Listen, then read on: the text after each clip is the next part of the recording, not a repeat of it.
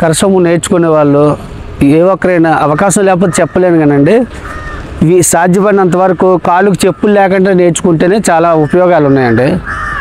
పాదాలు నేలకి తాకడం వల్ల చాలా ఉపయోగాలు ఉన్నాయి. అందుకని కాళ్ళకు చెప్పులు లేకుండా షూ లేకుండా చేస్తే చాలా మంచిదండి. బేసిక్ చూసుకోండి. కుడి చేతి వైపు అలాగా చూడండి, ఇలా పట్టుకొని ఎడమ చేయి ఒగ్గిసి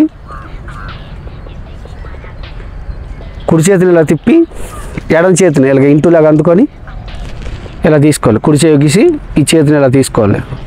మళ్ళీ కుడి చేయి ఇక్కడ పెట్టి ఎడమ చేయి ఒగ్గియాలి. ఒగ్గిసి కుడి చేతిని ఇలా తిప్పి ఎడమ చేయి ఇలాగ ఇంటూ ఇలా ఇవ్వాలి.